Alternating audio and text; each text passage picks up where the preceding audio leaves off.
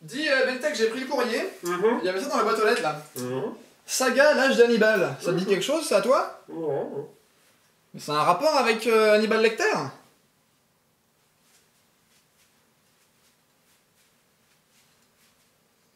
Non. Qu'est-ce que tu manges? Rien.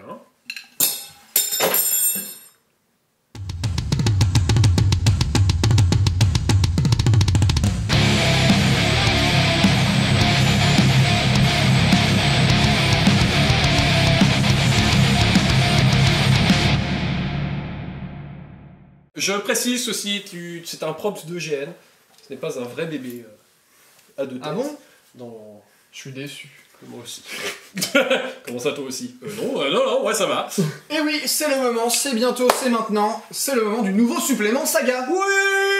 Ah là là, les gens sont bien renseignés avec Internet aujourd'hui, tout le monde le sait qui va sortir, hein. Oui, et ça fait à peu près un mois que tout le monde nous le demande. Bah ouais. Bah oui. Comme si on avait les infos en avance, nous.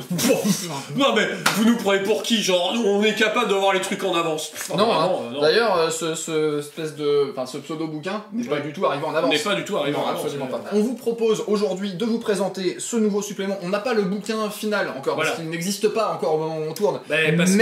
Parce que là, on est vraiment dans les petits papiers. Voilà. Alex nous a fait, ça vous dirait pas, d'avoir les trucs un peu en avance, comme ça, vous êtes prêts le jour J. Exactement, donc on va lui dire un grand merci. Et oui, à lui et à tout le studio Tomahawk. Hein. Tout à fait, de nous avoir mis à disposition le matériel pour qu'on puisse vous présenter le jeu, donc les figurines et le matériel de jeu. Ça va nous permettre de vous présenter un peu ce supplément rapidement, et puis dans une prochaine vidéo, dans quelques semaines, on fera une petite bataille pour voir un peu comment ça se découle. Exactement. Bon, comme d'hab, c'est un supplément Saga, donc les règles de Saga de base ne changent pas. C'est ça. Voilà. Il faut les avoir, le livre de règles qu'il est ici, il faut l'avoir pour que ça fonctionne avec. Mais bon, vous êtes en terrain connu maintenant. C'est ça. En terrain connu.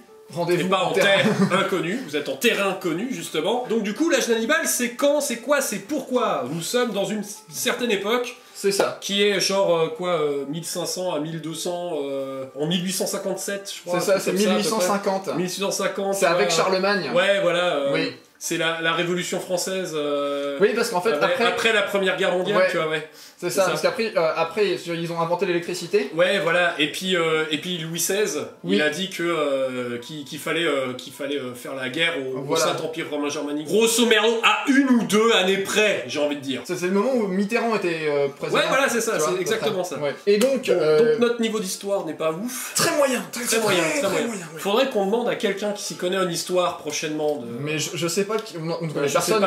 On connaît personne. Alors, l'âge d'Hannibal, ça nous présente 6 factions différentes. On est à l'époque des guerres puniques. Deuxième siècle avant notre ère. Deuxième, d'ailleurs, de moins 300 à moins 200 avant notre ère, grosso merdo. Donc, on va avoir évidemment les stars, le top of the pops avec Rome, la République romaine, le Scipion, l'Africain, tout le bordel, et Hannibal et les Carthaginois. C'est une grosse partie de l'histoire au niveau romain, c'est une sacrée baston qui sont faits pour détenir le contrôle de la Méditerranée. Ensuite, on a 4 autres factions qui sont les Gaulois.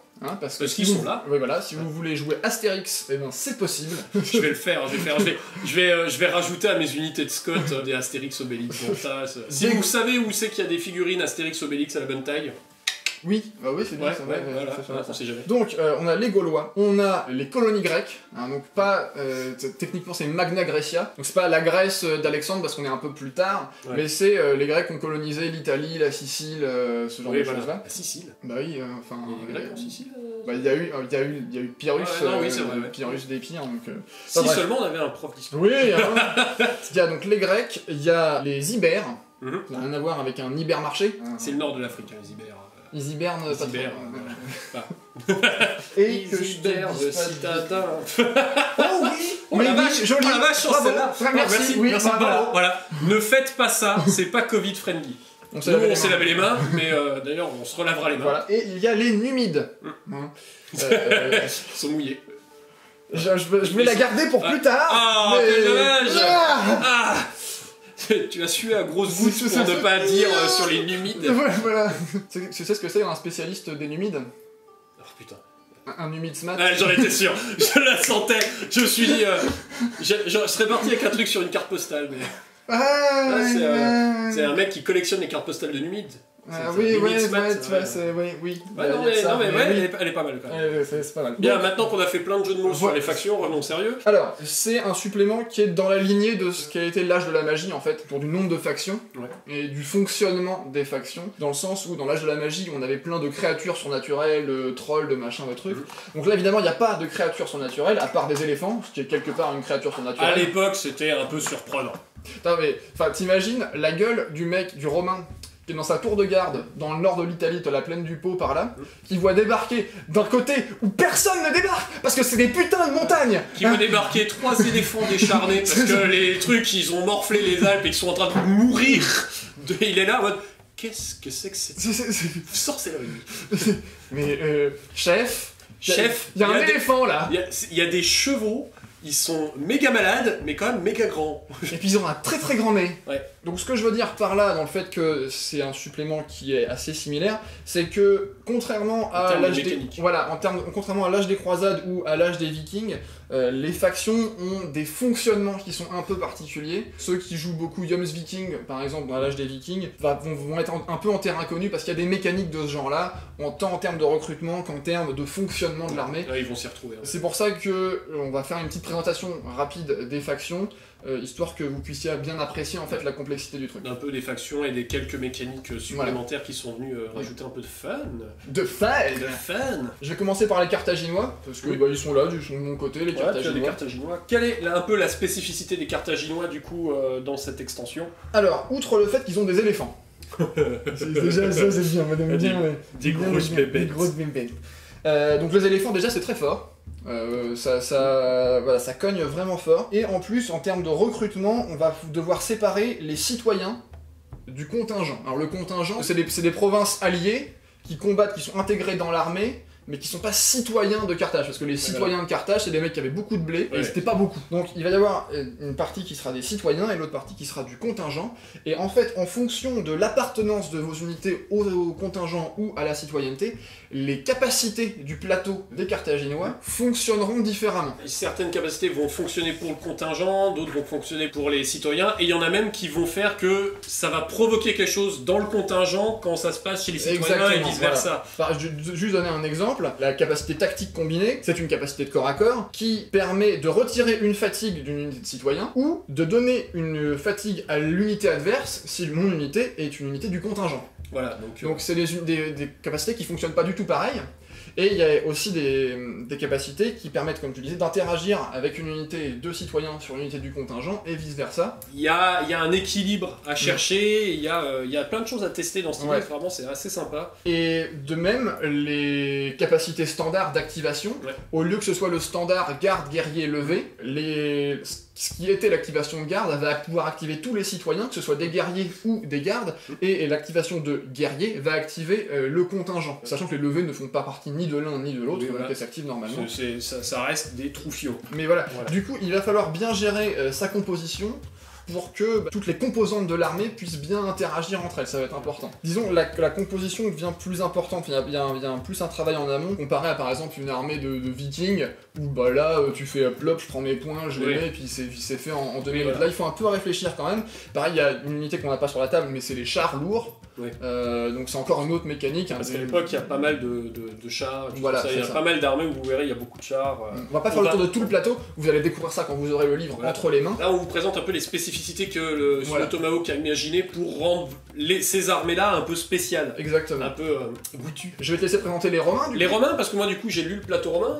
Avant quoi que ce soit d'ailleurs, n'hésitez pas à vous abonner si la vidéo vous plaît. Oui. Et à vous asseoir aussi si vous êtes debout. Non, parce que on le dit, mais les gens sont pas toujours abonnés en fait. Ils sont toujours pas toujours abonnés. Des fois, ils sont pas toujours abonnés. Voilà. Et des fois, ils sont toujours pas toujours abonnés. C'est ça. Des fois, ils sont toujours abonnés. Et parfois, ils sont parfois abonnés. Toujours parfois abonnés. Voilà.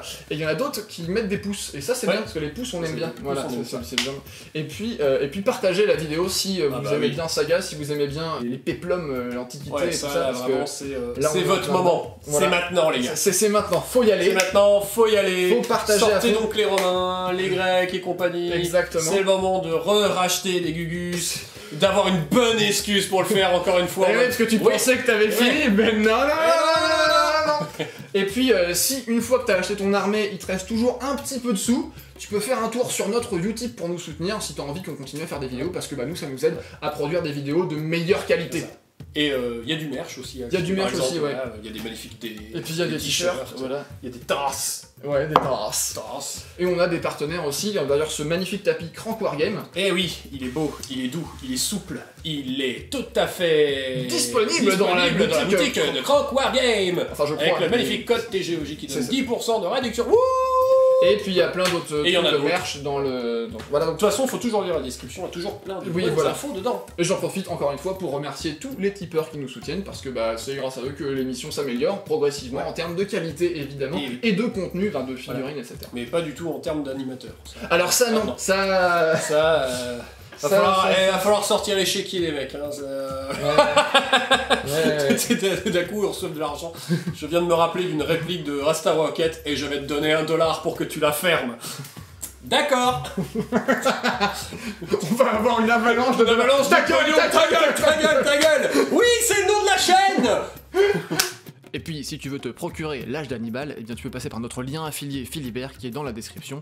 Là, il est en précommande, mais dès que le truc sera sorti, eh ben il sera sorti, quoi. Hein. Voilà. Bon, qu'est-ce qu'on disait, nous? Ah oui, les Romains. Les Romains, c'est ceux où, au niveau des activations de base, vous allez retrouver les plus classiques. C'est celles qui ressemblent le plus à ce qu'on avait déjà dans le jeu, donc c'est celle qui va être, du coup, la plus polyvalente et la plus facile à accepter. Mais les Romains, vraiment, au niveau de la spécificité, il y a déjà tout un fonctionnement, là aussi, au niveau du recrutement à mettre en place qui correspond bien aux Romains, vous allez mettre en place vos manipules. C'est-à-dire que quand vous recrutez votre armée chez les Romains, vous pouvez pas dire je recrute que des gardes, ou je recrute que des levés pour machin. Parce que en fait vous avez des limitations par rapport à votre nombre de guerriers. Vous pouvez pas prendre plus de la moitié en garde que de guerriers, vous pouvez pas prendre plus du double enlevé que de guerriers. Vous avez toute une technique où vraiment l'armée romaine se repose sur ses guerriers, et quand ils sont 8 au début de votre jeu, ou un peu moins, elles vont être transformées en ce qu'on appelle des manipules, et le plateau, la moitié des activations du plateau reposent sur ces manipules. On a vraiment une armée forte, droite dans ses bottes. On a beaucoup d'activations où quand vous êtes en sous-nombre, vous allez choper des bonus. C'est ce rouleau compresseur romain qui, on a bien, rien qu'en lisant le plateau sans l'avoir encore joué, j'ai bien ressenti le côté ces Romains alignés qui font bloc avec leurs boucliers qui avancent lentement. Ça risque de pas être trop une armée statique d'ailleurs. C'est une armée très manœuvrière. Très manœuvrière d'ailleurs, quasiment dans le base, tout le monde est à pied. Pour avoir des gens à chevaux, faut acheter des choses en plus à côté. Il y a une activation très très sympa qu'un cons où vous allez pouvoir faire passer des unités à travers vos unités alliées. Genre, on change de formation. Vous aviez vos levées en première ligne, d'un coup, paf, les guerriers viennent se mettre devant avec leurs boucliers pour faire face. Et elles peuvent passer à travers les unités alliées. Et là, on a vraiment cette idée de Rome où il y a des formations, on avance, on recule, on change, on fait le carré, on fait la tortue. La part de pizza. La part de pizza. Et il y a vraiment, je trouve, une identité romaine très forte, avec aussi la petite spécificité, ça va être le chef, le seigneur, puisque il y a un petit truc assez sympa, c'est que vous pouvez avoir un seigneur qui est un consul, c'est un seigneur tout à fait normal, mais vous pouvez aussi avoir un tribun, qui est quelqu'un qui est beaucoup plus orienté sur la parole. Le verbe. C'est-à-dire que le tribun à cheval, comme ici, est nul, il a une agressivité toute pourrie par rapport à un consul. Je crois que le seigneur normal, en général, c'est 8 d'agressivité. Oui. Lui, il a 2, hein, c'est pourri, il est caca.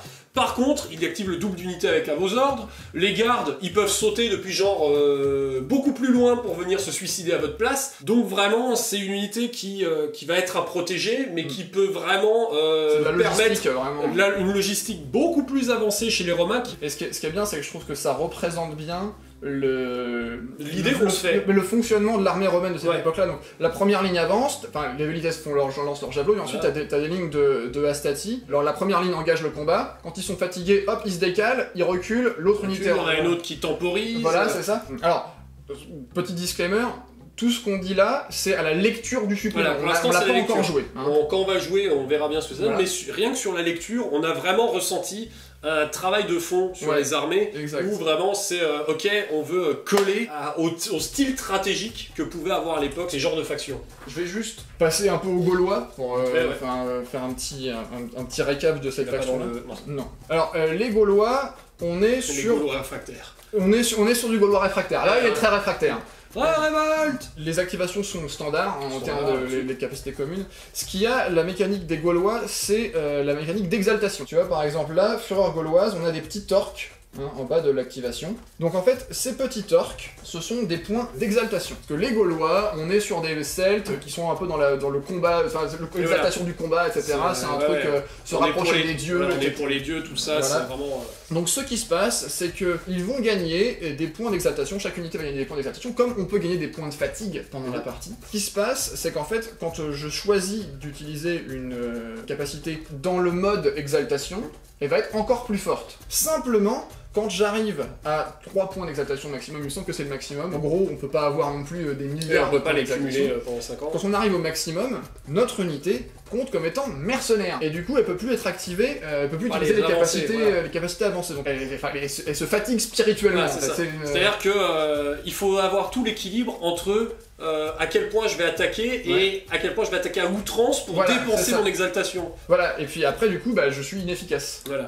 Et il y a évidemment des capacités qui permettent de perdre des points d'exaltation pour pouvoir en regagner par la suite, évidemment. Mais c'est je trouve ça intéressant parce que, encore une fois, on sent bien la mécanique, ça représente bien la personnalité de l'armée, tu vois. Les mecs qui se jettent à corps perdu dans le... C'est vraiment, il va falloir gérer votre attaque à outrance. Pas trop attaquer pour arriver quand même à cumuler votre exaltation, mais pas attendre de trop, parce que sinon après, vous êtes dans la merde. Totalement dans l'oubli de soi dans le combat. D'ailleurs, j'ai rien à voir, mes petites recommandations, si vous aimez les Gaulois, les Celtes et les machins comme ça, et la fiction, Chasse Royale, par Jaworski. Excellent bouquin, c'est vraiment, vraiment génial.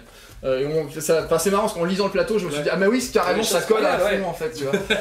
Ensuite, on a les Ibères. Avec un Z. Ouais, les Ibères. C'est le Zibère.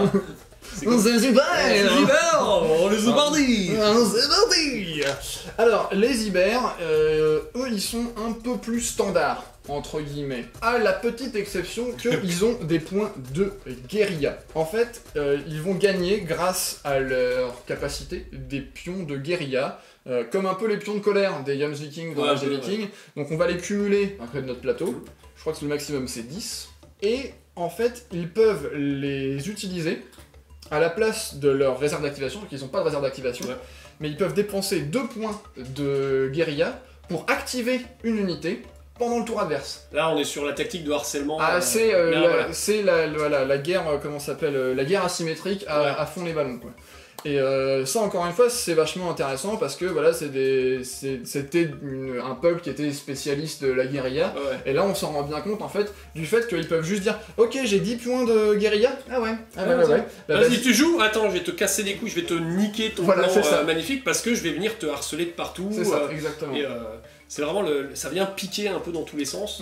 C'est vraiment intéressant aussi cette idée de système où voilà, on représente ce côté où il y a certes des grosses armées qui prennent du temps, qui avancent machin, mais il y en a où c'est le chaos et ça vient foutre le merdier de partout. Alors évidemment, du coup, c'est compensé par un plateau qui est, et puis une sélection de troupes qui est peut-être pas aussi efficace que un plateau romain avec tu vois 40 murs de bouclier. Mais il y a des mécaniques qui sont intéressantes. Toutes les armées ont des mécaniques vraiment plus poussées que ce qu'on pourrait avoir dans d'autres ou à peu près. Où il y a des mécaniques qui vont plus correspondre sur le plateau, en fait, comment va se gérer le plateau. Là, il y a des mécaniques déjà au recrutement. Alors, je vais passer très rapidement sur les Numides, parce que eux, déjà, il leur faut des serviettes, parce que, c'est problématique. Mais puis surtout, parce que c'est une faction qui est assez vanilla, en fait, dans leur organisation. Donc là, on va pas retrouver de trucs très très spécifiques, à part un plateau, qui a une personnalité standard entre guillemets, dans le sens où il n'y a pas une mécanique spécifique. Et juste pour arriver sur les colonies grecques, donc qui s'appellent ici les Grécoulis, ce qui est assez rigolo. Les Grécoulis. C'est un coulis. J'étais parti là-dessus. C'est un coulis. Bonjour, je voudrais un gâteau. Avec du coulis. Non, du grec coulis. Je voudrais du grec coulis. Pas du faux coulis. En fait, la particularité du plateau grec, c'est que ce sont évidemment les héritiers d'Alexandre et de Philippe de Macédoine, et donc ils ont des phalanges. Et les phalanges, ils ont des... Voilà, c'est ça, ils en ont 5 par main. Enfin non, plus que ça en fait du coup. Parce que les autres c'est des Playmobil. Voilà, domaine, claque, c'est ça. Puis voilà, puis l'homme et le bouclier. Voilà, les Playmobil ils ont pas de coude, hein, attention.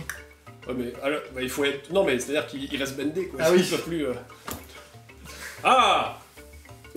Ah ouais, César. Parce qu'ils ont pas de séparation de jambes. Donc les Grecs, ouais, donc ils ont des phalanges, et les phalanges c'est équipé de saris, donc cette espèce de grandes piques hein, qui servent à piquer en fait. Ouais. À faire que moi je te tape de loin. C'est ça, et toi tu peux pas me taper. Voilà, c'est ça. C'est une bonne tactique, hein. C'est ça, et en fait ça va leur donner, ça va leur permettre de faire des tirs gratuits. C'est-à-dire que même les unités qui n'ont pas d'armes de tir, elles ont une possibilité de faire des tirs. Façon de piquer un peu. Voilà. Et par contre, évidemment, elles ne bénéficient plus du mot-clé phalange dès qu'elles sont moins d'un certain nombre de figurines. Et dès qu'elles sont en terrain difficile, parce que on sait bien que les phalanges en terrain difficile, c'est pas trop leur délire. Hein, les cailloux, les machins, faut être bien serrés les uns contre les autres. Voilà, on va faire un petit tour des factions. Parce que je trouve que jusqu'à présent, c'est le supplément qui va le plus en profondeur. Qui va le plus loin dans la spécification et la spécificité des armées. Ouais. Par exemple, moi, là, en faisant une liste carthaginoise, bah du coup, j'étais en train de me dire, ah oui, donc eux, c'est des alliés, donc du coup, faut que je mette un mec de eux, parce que comme ça, ils sont contents, ils sont copains avec eux. Il a déjà fallu que tu commences à jouer la création de ton armée, en fait. C'est ça un peu l'idée. Il a fallu que tu te dises, ok, comment je vais jouer mon plateau. Mais c'est ça, mais c'était pas... Mais pas ce que je vais jouer dans mes capacités avancées, comment je vais jouer mon armée déjà de base, toute seule. C'est pas, ah bah attends, il me faut 10 points de plus, alors dans ce cas-là, j'enlève tel équipement. Non, non, tu vois, c'est plus globalement le fonctionnement stratégique de l'armée, et je trouve ça vachement intéressant. Il reste... Dans les petites nouveautés. Les petites nouveautés, effectivement, il y a des petites nouveautés. Il y a notamment... les ruses. Dans mon pays, on appelle ça la peur. Chez moi, on appelle ça chier dans son frac. Non, ici, on appelle ça des cartes. Ok. Voilà. Donc elles seront disponibles, j'imagine, au moment du lancement du jeu. Nous, on les a pas encore. Voilà. Celles qui sont spécifiques à chaque faction sont dans le livre. Mais grosso modo... il y aura des génériques qui seront disponibles sur le site du studio. Exactement. Donc on a 6 ruses par faction, plus un certain nombre de ruses génériques. Je ne sais pas combien encore, évidemment. Et en fait, il y en a 4 types. Le recrutement, la préparation, les améliorations d'unités, en fait, et les stratagèmes. Qu'est-ce que c'est que ces ruses? Quand on joue à 6 points, on va avoir 6 points de ruses à dépenser. Donc c'est des cartes en plus qui viennent se rajouter. Elles coûtent de 1 à 3 points de ruse. Elles vont permettre de modifier un petit peu votre recrutement, votre déploiement, vos unités et Par exemple, chez les Romains, si vous voulez jouer une armée où il y a de la cavalerie, vous pouvez pour 1 point acheter une ruse qui vous permet de transformer votre armée et de permettre d'y intégrer des gens à chevaux. Je donne juste un exemple, hein. Voilà, ici on est sur les Grecs, hein. Par exemple cette carte là c'est une amélioration pour les piétons et qui donne des bonus de défense au corps à corps parce qu'ils ont des meilleurs boucliers. Pendant le jeu vous allez pouvoir faire des mouvements surprises, replacer des unités en mode tiens en fait eux ils étaient mieux placés que ce que tu pensais, et c'est ça. Et bien sûr les stratagèmes, le petit truc rigolo, vous allez pouvoir les jouer pendant le jeu. Exact. Pour faire genre... surprise! En fait, il se passe ça. Voilà. Par exemple, envoyer des cochons en feu au milieu du terrain quand il y a des éléphants. Surprise! Ou alors faire, tiens, voici plein de gros bonus de bâtards parce que... surprise! Donc il y a vraiment ce côté un peu, voilà, vous pouvez... vous en avez pas 25 millions, donc du coup, voilà, comme vous avez un certain nombre de points, vous pouvez pas en acheter trop. Une fois que c'est joué, mais de toute façon, comme la partie ne dure pas éternellement, il n'y a pas besoin de 25 milliards de ruses. Une petite ruse bien placée peut permettre de retourner la partie, parce que, on va être un peu sneaky. C'est ça, le truc c'est que ça représente bien... à cette époque-là, on a beaucoup de l'image du général, tu sais, Hannibal, on a Alexandre, on a, tu vois, César, etc. Enfin, c'était des généraux de renom, en fait. Et ça, je trouve que ça représente bien cette idée-là, qu'en fait, ils étaient maîtres du terrain, qui réfléchissaient en avance et tout. Et je trouve ça assez rigolo. Ça va être sympa. Donc, il y en aura des génériques qui sont disponibles pour tout le monde, mais vous aurez celles de vos factions qui seront spécifiques à vous, histoire que vous ayez un petit truc comme ça. Un petit truc, une petite saveur, un petit goût en bouche. C'est ça. Alors, c'est pas la seule nouveauté. Non. Dans ce supplément, on a également un mini-supplément qui est intégré au supplément qui s'appelle Saga Épique. Ça n'a rien à voir avec l'échelle des figurines. Et ça n'a rien à voir avec Collégramme non plus. Épique, pack, Ranger du risque. Panger du pisque. Panger du pisque. Panger du fisc. Quoi? C'est que ta grande Bonjour, est-ce que vous avez déclaré votre... Oh non, mon dieu! Il fouille dans Piquez Pack! Piquez Pack, les Rangers du fisc! Non! Donc, Saga Épique, en fait, le format standard de Saga, qui est censé être joué à 6 points ou à 8 points pour l'âge de la magie. On va sur du 4 pour les petites parties, jusqu'à 6, 8, voilà. Et bien là, il y a des règles en fait qui sont conçues pour faire des beaucoup plus grosses batailles, jusqu'à 18 points. Ok, c'est beaucoup. Mon téléphone vient de sonner, je vais regarder ce que c'est. Je me bats les couilles. T'as toujours pas vendu ton armoire?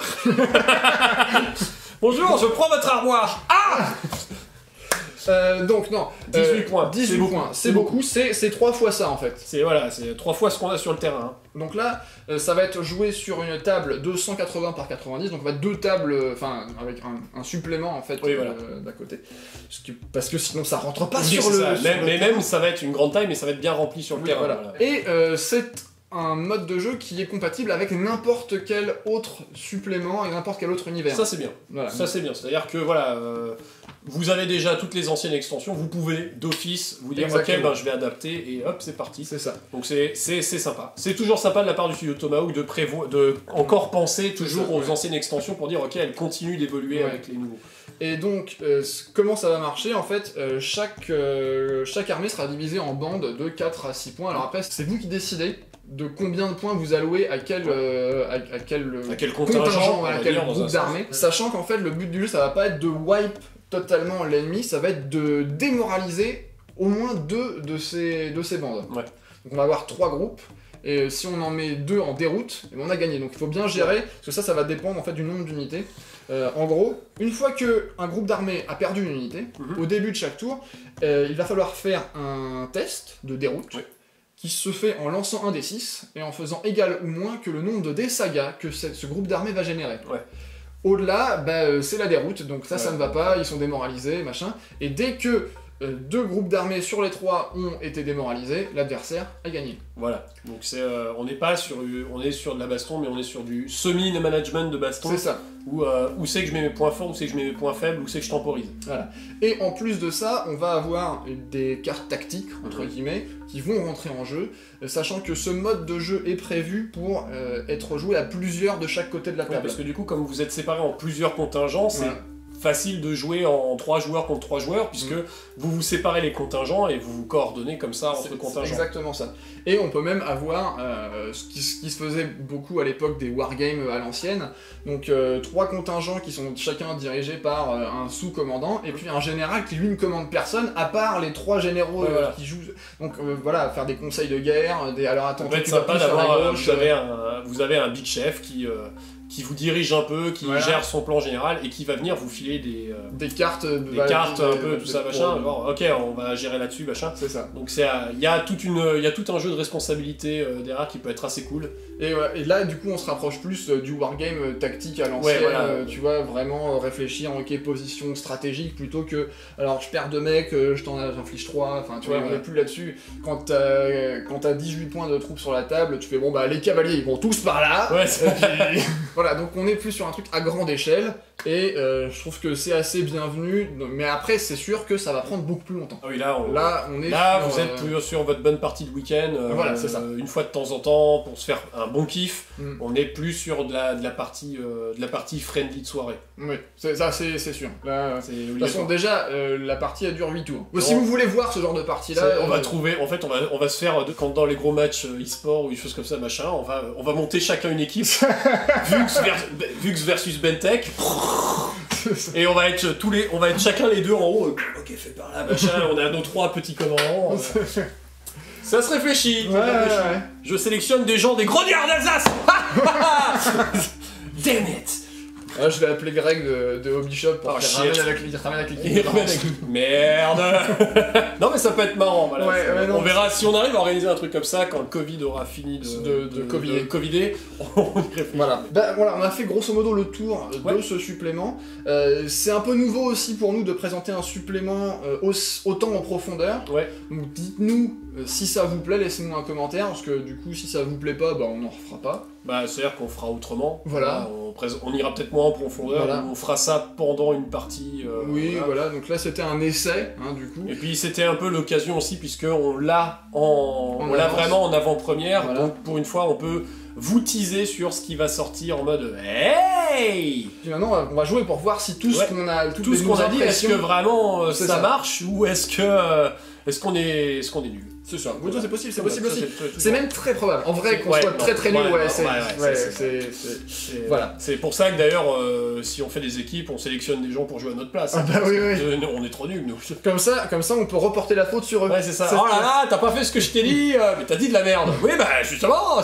Mais t'as fait des jets pourris aussi. Ah là, ouais, là, ouais, bon. Bref, nous on se retrouve la semaine prochaine pour une autre vidéo qui n'a probablement rien à voir avec ça, et puis... Probablement non, parce qu'on a le terme, voilà, ça c'est comme tourne. ça. Et puis, mais très bientôt pour plus de saga. Yep. Saga H d'Hannibal, et puis saga... Saga, c'est plus fort que toi. C'est ça. Allez. Salut. Hannibal Crossing. Hannibal Crossing the Alps. Hannibal Crossing, Feed Crossing, Hannibal Feed Crossing. Hannibal, t'es là devant tout le monde. Allez, maintenant on est dans Peace, allez.